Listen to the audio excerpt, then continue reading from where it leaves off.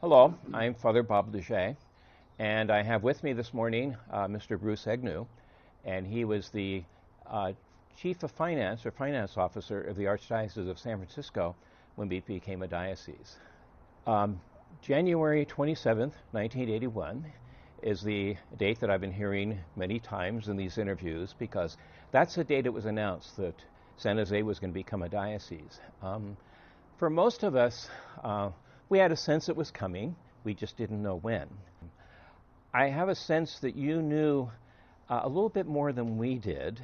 Certainly not, probably not exactly when it was going to happen, but I got a sense that you were part of a preparation for the diocese going back some years before. Is that true? Yes. Okay.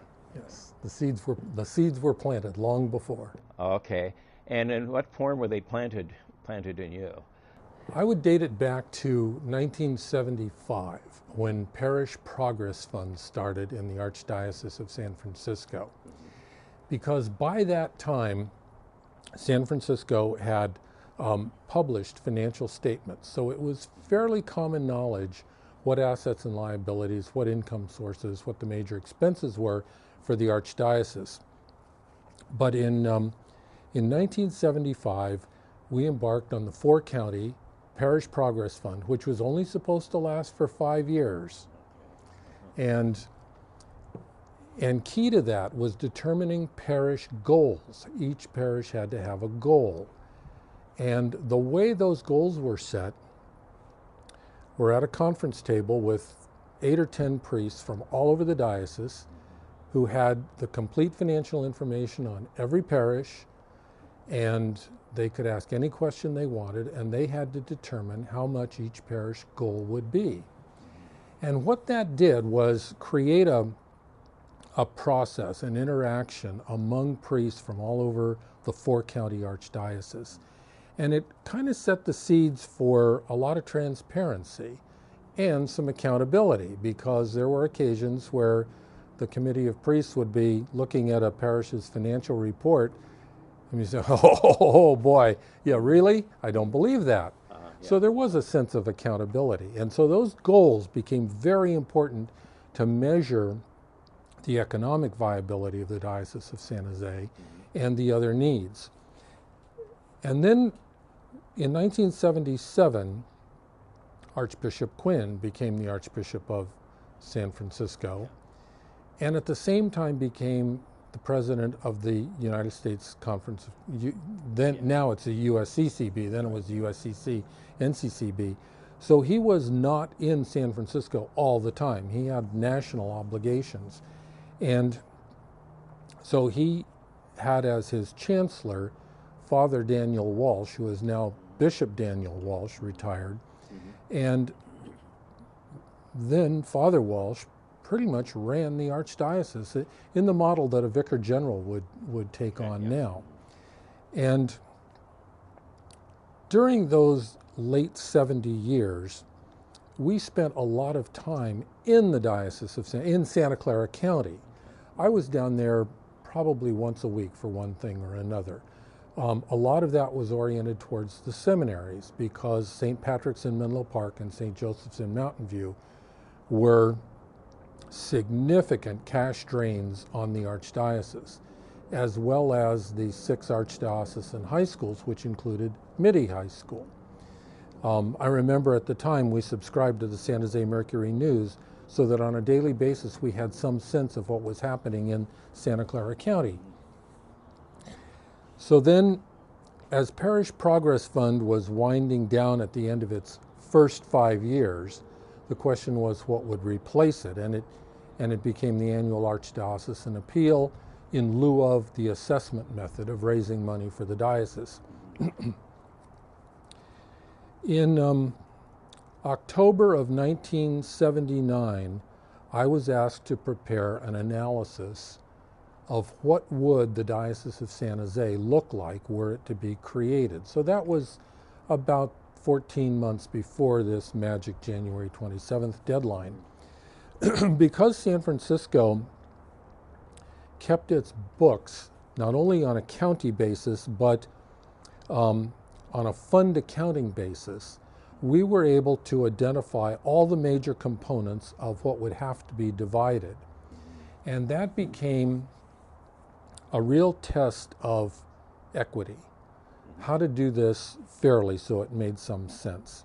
So I went back in the files and I found a letter from 1962 when Bishop Begin, the first bishop of Oakland, wrote to Archbishop McGuckin, and they were talking about how Oakland was divided. And there was sort of a summary of how Oakland was divided, and the same would have applied for Santa Rosa and Stockton, which were separated at the same time.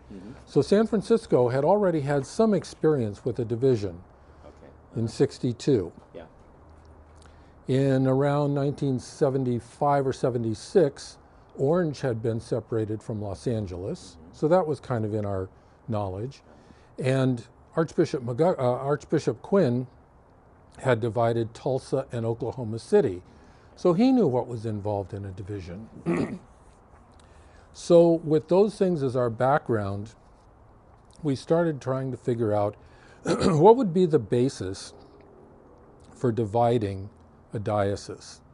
Number of parishes, ordinary income, extraordinary income, ordinary expenses, the subsidy to elementary schools, mass attendance, parish progress fund goals.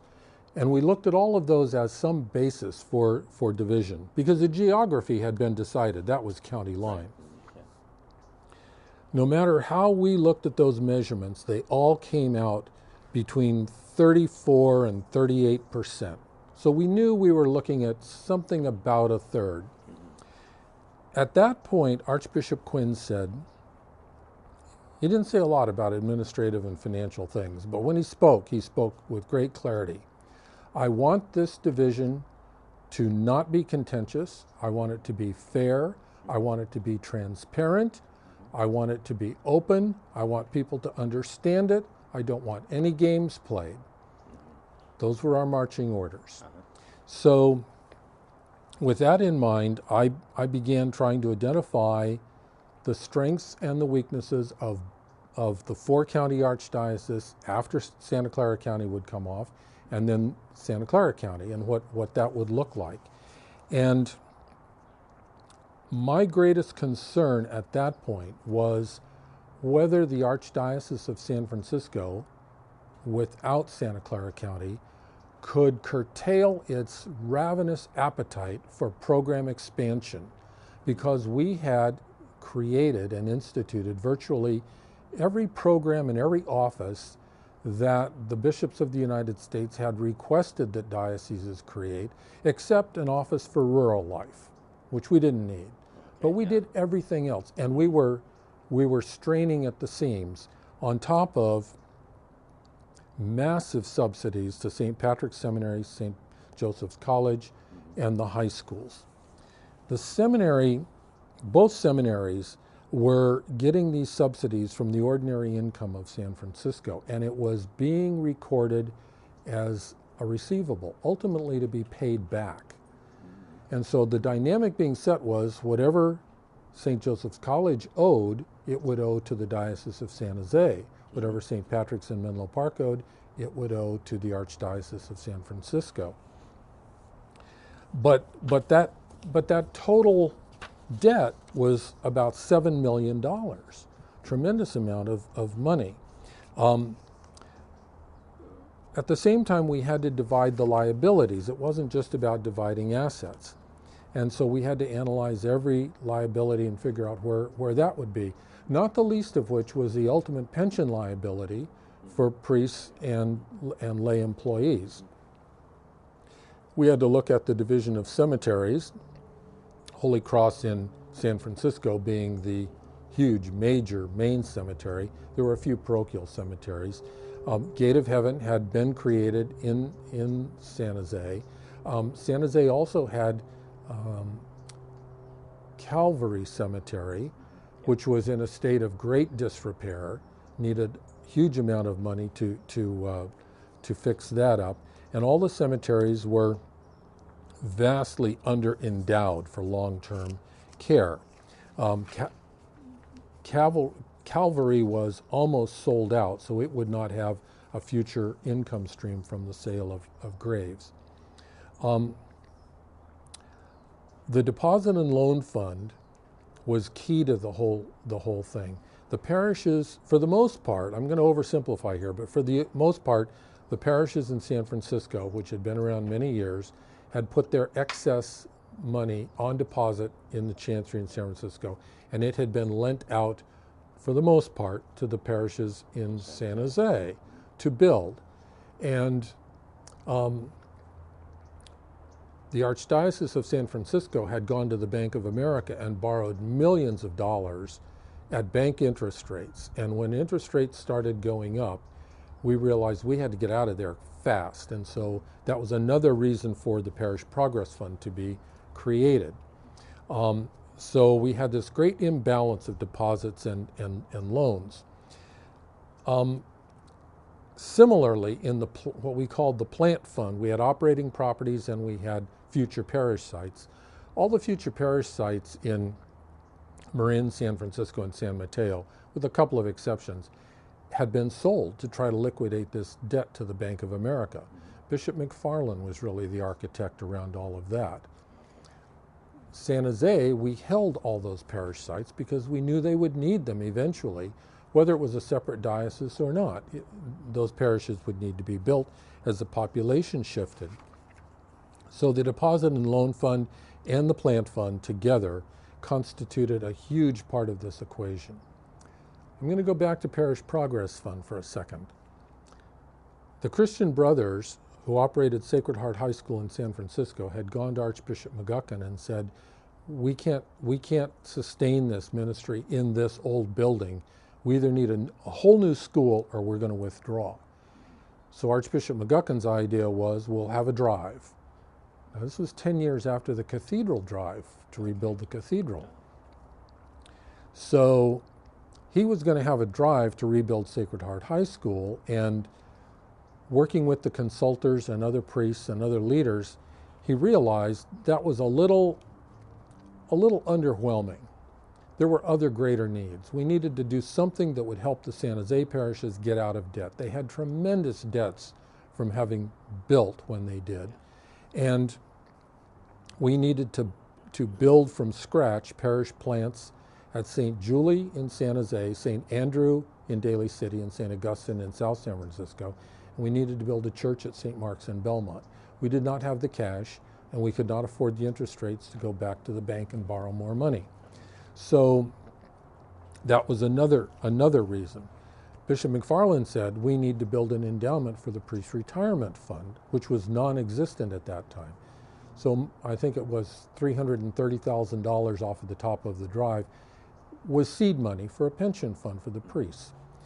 So we were straining at the seams in all of these ways. And so it became a very complex kind of consideration. Was there sort of a sense with all that going on, that when you found out San Jose was going to break off, it's kind of like, why are they doing this to us? No, it was just the opposite. Uh-huh. Archbishop Quinn, when he came in 1977, began having listening sessions with priests in small groups in all 4 counties.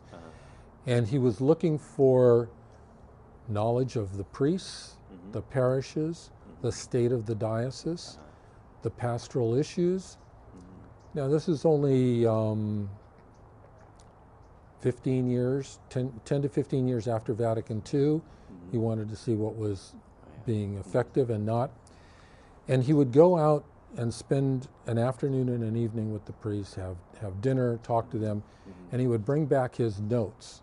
There were listening sessions, not telling sessions. He would bring back his notes, they would be typed up, and he developed the sense that there was an urgency about creating a diocese in Santa Clara County.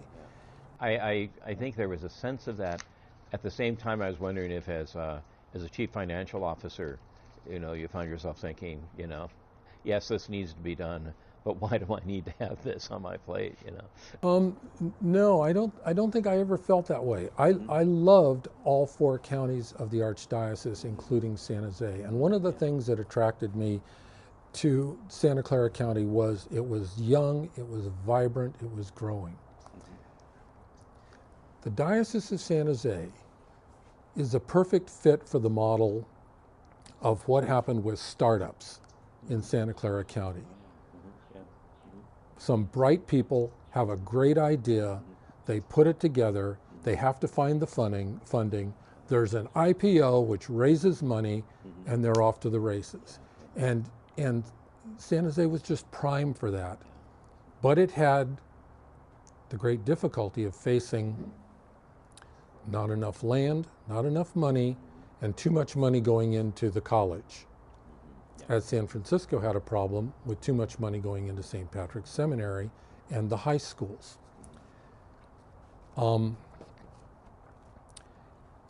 At the time, also, the Chancery office in San Francisco on the 4th floor had the office of the Archbishop, the auxiliary bishops, chancellor, and the finance office. So there was a lot of connectivity there. 2 floors down was the Department of Education, where Bishop Dumaine, then Monsignor Dumaine, was Secretary for Education, and Father Mike Mitchell ran the finances of the 6 high schools. There may have been 2 floors separating us, but we were back and forth constantly. We worked together very, very closely. But the expertise for schools was clearly with Bishop Dumaine, then Monsignor Dumaine, and Father Mitchell. So we all knew each other. And Father Terry Sullivan ran the religious eds, then the CCD department. I had worked with Roberta Ward, who was in the Monitor, doing a newspaper write-up of the financial situation in San Francisco way back in the very early 70s. So we knew Roberta. There were so many interconnections. We all knew each other. So that made it exciting. That made it hopeful. That made it young, new. The church is supposed to grow. Yeah. You were talking about intelligent people, getting an idea, coming together for a startup. One of the things that Bishop Dumaine very clearly was good at was finding good people, because when he put that first Chancery office together, stellar people there, which was great.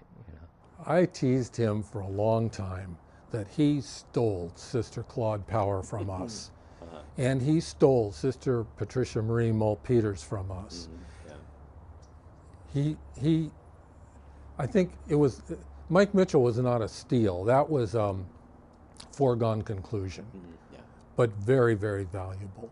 But he got some really good people from San Francisco, which we did not resent or, have bad feelings about. But and with Father Mitchell, I needed to learn from him about high schools, because we determined that one of the ways we could cut our overhead was to move the financial operation of the high schools from the Department of Education into the Chancery. So I needed him to teach me about schools. Reciprocating that, I could teach him some things about the Chancery office, the diocese. So from January 27th to June 30th, I would say in 1981, he and I either saw each other or talked on the phone every day. There were no emails in those days. Right, yeah. So we were back and forth constantly. And that was just a great working relationship. I enjoyed working with him tremendously. And I think it was because we were still working from Archbishop Quinn's framework, which was take the high road on this, do it the right way. This is the church. This is not a corporate dissolution.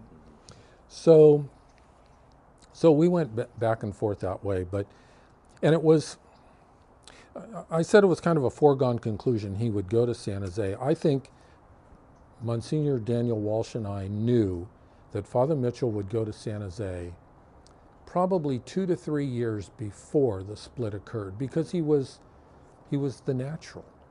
And he was from Los Gatos. He was from there. He knew the valley. He was the right age. He had the right experience. He had the rapport with Mitty High School. He was an alum of the seminary. He knew the priests, and he had tremendous financial acumen. So it was just a natural. So that made a lot of sense. So in 1979, I did this long write-up. I think it's 11 pages. I actually kept a copy of it. But one of my primary concerns was, could the Diocese of San Jose support itself? Well, yes, it could, if it could find a way to finance the building that it had to go through. I'll tell a San Jose story. I guess people might remember Father Matthew Sullivan, the founding pastor of St. Julie's. This is probably one of my favorite things that happened in my years at the Archdiocese. I was told to work out with him a deal to subdivide a piece of land where St. Julie's presently sits, and there were to be residential lots for houses, which would be sold. There would be 2 houses built for St. Julie's Parish, one for the rectory and one for the office, and a piece of land for the church. So he and I had to negotiate over the money part of that. The land part the engineers had taken care of. So, because he knew that he would have a debt to San Francisco for whatever we lent for the building of the church, and he wanted to minimize that debt. So we went back and forth, and he was a man of great good humor. People will remember him for that. So at one point, I made him an offer which I thought he could not refuse. This is the offer you cannot refuse, Father. And this was not long after the movie The Godfather. You remember the famous horse's head in the bed scene. About a week later, I got a little box in the mail, and inside it was a plastic horse's head. And I knew right away what it was and what the meaning of it was, and I called and I thanked him, and he said, "Young man, just remember, I've kept the other half of the horse in case I ever need to send you that." And that gave me a great insight on how to deal with the pastors of any diocese. That you've got to be fair and transparent and open and base things on fact and not get involved in the personality histories going back. I kept that horse's head. I had it made into a paperweight on my desk, and I had it in my office all my working years. But I don't think anybody ever was tempted to send me the other half of the horse, as far as I know. Could San Jose support itself? Certainly on an income basis it could, and we knew that from the Parish Progress Fund. But we weren't sure how they could sustain the building appetite. More concerning was, could San Francisco support itself without Santa Clara County having expanded its administration and all the offices? We had a ministry for Vietnamese in San Francisco and one in San Jose. We had a Hispanic ministry in San Francisco and one in San Jose. We had all kinds of multiple agencies. The other point of concern was what would happen to the educational television station in Menlo Park, because none of us in San Francisco really understood that operation. That was the brainchild of Bishop Dumaine. He understood technology, television, and media far more than anybody in San Francisco did. So it was only logical that somehow we had to do this so that the ETV, while located in the Archdiocese of San Francisco, would come under the control of Bishop Dumaine. Not necessarily the diocese, but he needed to keep a firm hand on that operation. So there were some exceptions to the geography rule. We were also saddled with the heavy operating costs of St. Mary's Cathedral in San Francisco, because the population had not had enough time to sustain a base of parishioners and to run that. And we knew that San Jose would have great difficulty finding a cathedral. St. Joseph's was the logical choice, but the building was in such disrepair, and it was too small. I think it only seated 800 people. Right. So I'm not sure who or when or how the decision was made that St. Patrick's Parish would become the cathedral, but I suspect Bishop Dumaine probably had the lead on that decision. We knew that there would be duplicate administration. We knew that the needs of the clergy would be different. San Francisco's priests were older than the San Jose priests. And by older, I mean their formation years had, for the most part, been pre-Vatican II, whereas San Jose had more post-Vatican II, younger priests. We did not particularly fear for vocations in San Jose because it was growing. There were more young families, but not as many schools. I think I summarized the memorandum, the 11-page memorandum, by saying that in the short run, San Jose, a diocese of San Jose would struggle, but in the long run, it would be fantastic, and it has been. In the short run, San Francisco would be okay, but in the long run, San Francisco would struggle, which it has, primarily, I think, because of the non-reinforced masonry buildings and the need to retrofit, the changing populations, the necessity to cut down the number of churches.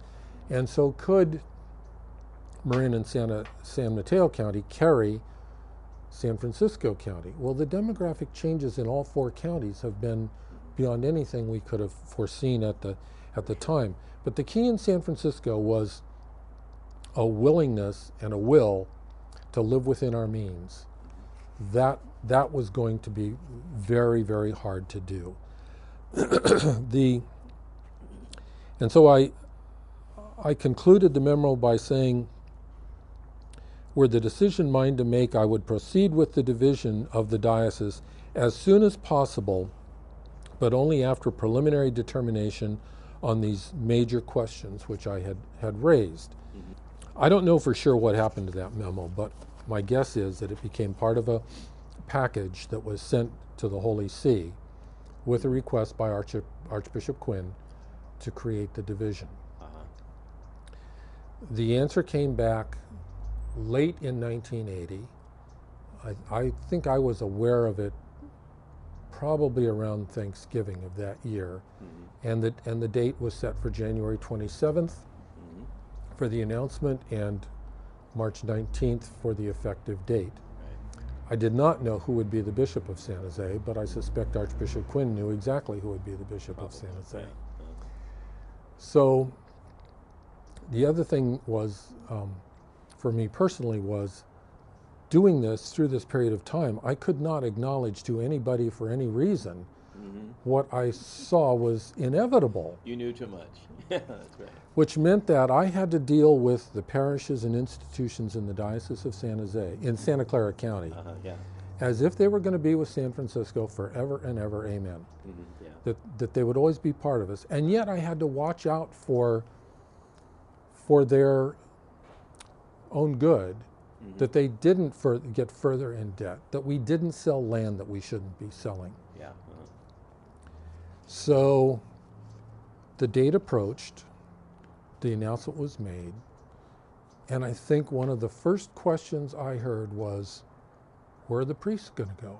Which priest is going to go to which diocese? It was like an expansion team in the NFL. What's going to happen? Are we going to have mass migration? Which did not happen, as everybody now knows. The priests, for the most part, stayed where they were. The numbers worked out to be about the same as they had been. But clearly the older guys were in San Francisco, the younger were in Santa Clara. It was immediate that we started working with Father Mitchell. That day we started working with Father Mitchell. So I don't know the conversation that he had with Bishop Dumaine. I'm sure there was one. I'm sure. But it was like that first day. We just knew. He and I were then charged with creating a plan to divide the assets, the liabilities of the two dioceses. And again, on the basis that Archbishop Quinn had set down earlier. And he said, I want it to be in writing, I want it to be clear. And he said, and I want there to be a rationale, a reason. Don't just play poker and come up with a percentage. Yeah. So, for example, with the priest pension fund, which wasn't very much, we had an actuarial study done based on the ages of the priests that would be in both dioceses. Right. There was a reason for that. A lot of it was geographic. I remember a meeting of the Board of Trustees of St. Patrick's Seminary. We had to go through the formality of having that corporate board separate St. Joseph's from St. Patrick's. We'd kept the books separate, and geographically they were separate. But there was very valuable land around both seminaries. Oh, yeah. And there was development potential for that land. We knew, I think, that San Jose would not be able to sustain the college by itself for very long. I think we were subsidizing it like $500,000 a year for a very small enrollment. The high school might have already been closed by then. I think the high school was closed in the early 70s. Yeah. So seminary trustees assembled. It was about half priests and a little less than half lay people, distinguished lay people. The Archbishop laid out the case, and he said, what I need is a resolution, a corporate resolution to divide the seminary. And one of the laymen said, with a nose towards real estate, he said, well, Archbishop, what if this board decides we don't want to separate St. Joseph's College? And Archbishop Quinn said, well, the Holy Father has already made that decision. So that's all that was necessary to separate the two seminaries. We went through the same thing with Catholic Charities, which had been organized on a county basis, Catholic social service in each of the 4 counties. And in Santa Clara County, I was fairly familiar with that because I'd spent, I remember, one full day with Helen Hansen. She drove me from Palo Alto to Gilroy, and we looked at every operation and program they had. That was fairly soon in my tenure there. But she wanted me to know that Catholic social service in Santa Clara County was alive and well, which it was. So that was an easy thing to divide. The cemeteries were easy to divide because they were geographically based. Youth activities was pretty easy to divide. Some things didn't need division, like the Catholic Women's Center and the Newman Apostolate right near San Jose State. It was going to stay right where it was. There was no division necessary there. So Father Mitchell and I started working through the thought process of what would go where. And I told the accounting staff in San Francisco that if Father Mitchell comes into this accounting office and he asks to see a ledger, a record, anything, give it to him. He's to see anything. There are no holdbacks. There are no secrets. He could see anything he wanted, anytime he wanted. And he took advantage of that invitation to learn about the chancery. He and I discussed at some length how to handle payroll in the 2 dioceses. San Francisco was totally decentralized. Everybody did their own thing. My advice to him was, do it right from the get-go, centralize payroll, which he did. And we knew from our worker compensation records that there were about 1,200 lay employees in Santa Clara County. He came back to me after they'd run their first payroll in the new diocese, and he said, you gave me bad information. I thought, uh-oh. He said, 2,200 on the first payroll. So there were a lot of employees in Santa Clara County that we knew nothing about. Probably weren't having payroll taxes withheld. The census just wasn't good. I think, though, the secretaries or the bookkeepers, whoever in each parish that were handling all that, were very, very grateful when they heard they wouldn't have to do that anymore. You know, we knew a lot of them, again, because of Parish Progress Fund. We had a secretary's lunch by deanery.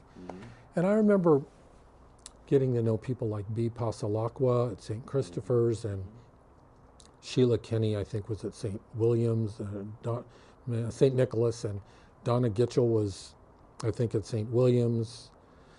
We got to know them, and a parish secretary is worth her weight in gold.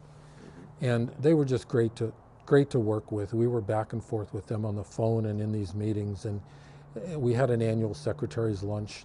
That was great. Again, all around Parish Progress Fund. But in 1980, some people said, 5 years is up. We no longer need Parish Progress Fund.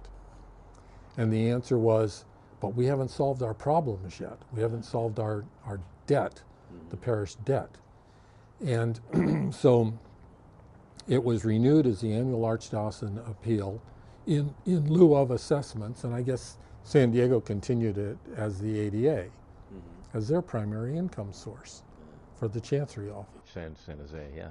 So that was really a stroke of genius. And that case had all been put together by a company called Community Counseling Service, and they did great work. I mean, we were not used to having professional fundraisers, but they did great work because they forced us to ask and answer the right questions. Great.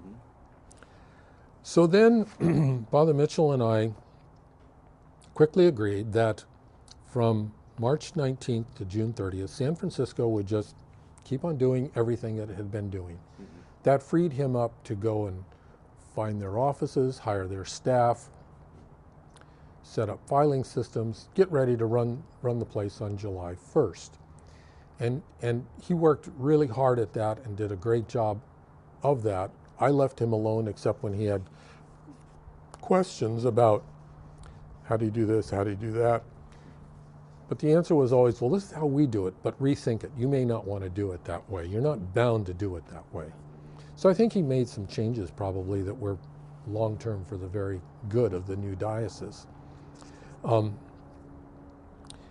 During that period of time, as we had already thought through the process of how we would divide in principle, I remember there were two meetings of Bishop Dumaine and Archbishop Quinn. The first one, Father Mitchell and I and Bishop Walsh, then Monsignor Walsh, said to them, this is how we're approaching this. This is how we think it should be. It took about an hour, and they said, yeah, fine, okay, good. Come back when you're done. The second meeting was some months later, and we said, these were our principles. These were the numbers. This is how we applied the principles to the number.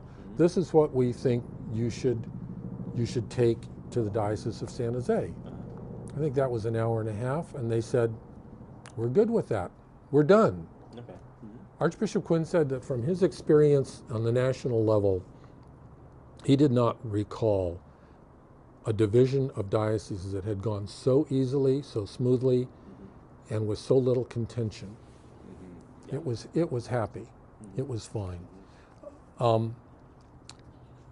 Mike Mitchell and I spent hours and hours and hours and days on it, but the two bishops involved, they were good because they were delegators. They knew how to delegate. They knew how to set out parameters, lay a foundation, apply a principle to a set of specific data, and go from there.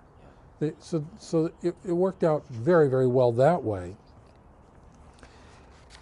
At the actual date of July 1st, we started sending things to San Jose, and we did it in a series of what we call transmittals. Transmittal number 1, so I would write, I am transmitting to you the following amounts of money, and what they were, from what funds they had come. And we had been using the preceding roughly 18 months to increase our available cash balances. And at that time we used a lot of certificates of deposit. And we had them all maturing right around July 1st, 1981. With an eye to the fact that the split would be then. Because we had to write a check on that day. Yeah. That was write the check date. So I would transmit some funds. A few days later I would transmit, these are the deeds to properties. A few days later I would transmit, These are bills which you've incurred in San Jose, which are now yours. Yeah. So it was done in a series of transmittals. They were written, they were clear. But the idea was get as much cash to them as quickly as we could, because that was their need. There were a couple of other advantages we had in that process.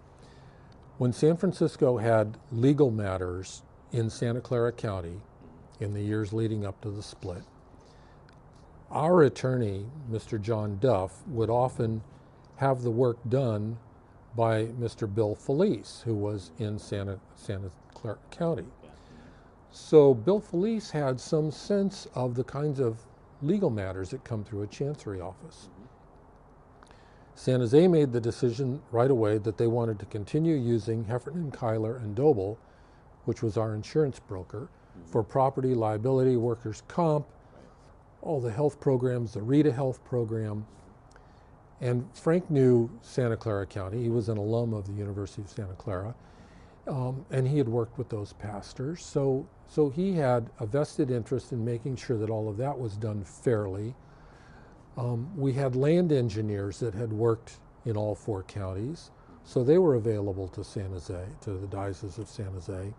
So a lot of the behind-the-scenes professional expertise had been in place, and again, with the eye that eventually that was going to be a diocese. It was inevitable. After we closed the books on June 30th in San Francisco, we approached it on we had for years used a fund accounting basis, and I started preparing financial statements that would show, in this case, the assets of the current fund, what our total was, what would go to San Francisco, and what would go to San Jose. And there was a little write-up for each of the funds describing what the fund was used for, where it had come from, what the elements were. And this turned into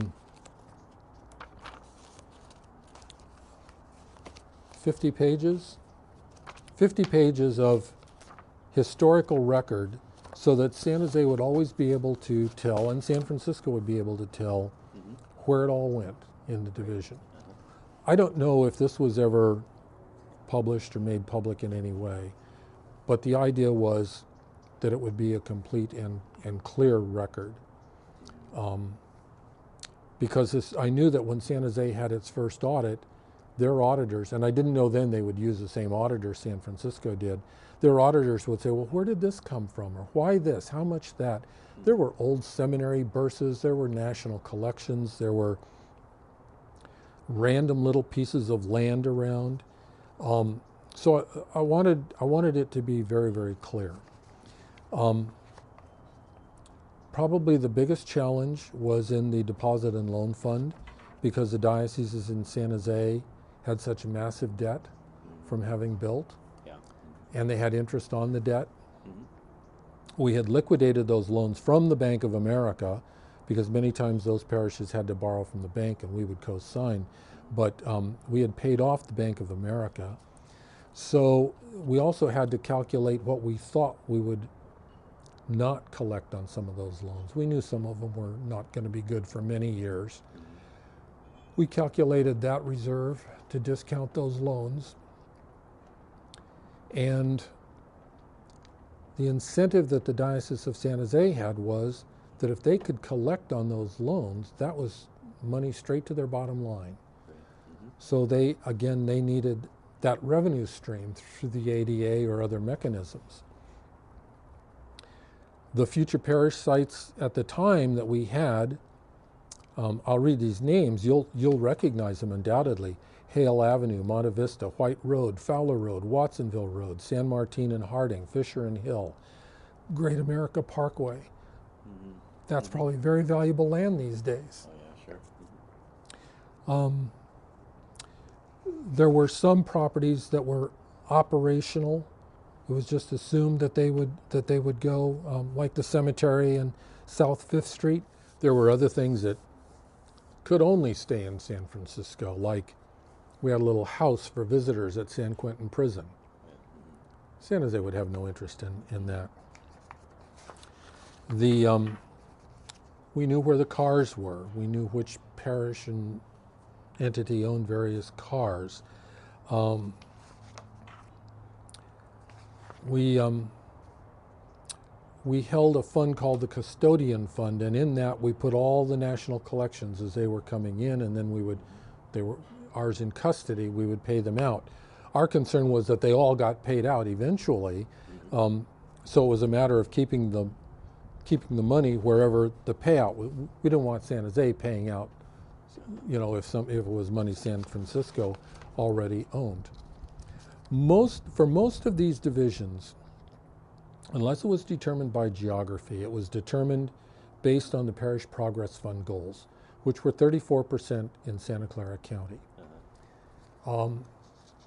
We had an actuarial study for the priest retirement plan. I don't recall that we used mass attendance for anything.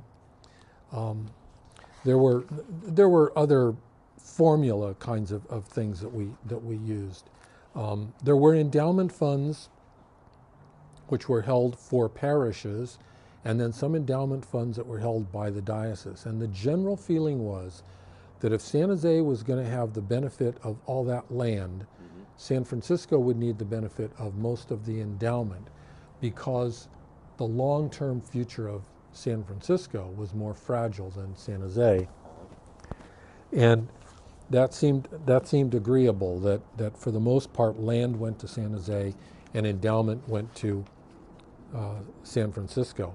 It was interesting to me that San Jose, for the endowment funds they did have, used the same investment managers that San Francisco did, at least for the get-go. I don't know at this point what they've done. We had to divide high school scholarship funds because Midi High School was in Santa Clara County. San Jose was completely on their own to set their own annual appeal goals, starting with 1982. They'd already been set for 1981. We already had the mechanism in place to send a reminder to people and get the money, but it was all segregated by parish and by Santa Clara County. So that was easy. So for the most part, as long as we were approaching things based on a formula and applied the formula to the numbers, it worked out. It was not that difficult. Yeah. It strikes me that, having seen Father or Monsignor Mitchell's interview, that he had an awful lot to learn really quickly. But he was a fast learner. Oh my gosh. Sure, no question. Because if you know him, you know that's the way his mind thinks. It's orderly, it's organized. Right, He knows how to divide things into buckets. I think his background was in chemistry. Okay. That's an organized kind of thing. That's right. Yeah. He asked good questions, and I knew that as long as I gave him straight answers, he would make the most with the information he had. And he and I we worked very well together in San Francisco. We've remained, good friends over the years. Yeah, great. Well, I certainly understand why he said, "Oh, you really need to talk to Bruce and Egnew." So, and I'm very glad he said that. And thank you very much for everything you shared with us this morning. It certainly gives an insight into the spirit of the split. And as you say, Archbishop Quim being impressed by the fact that it went so well, from everything he heard. So thank you very much. Thank you. It's been my pleasure.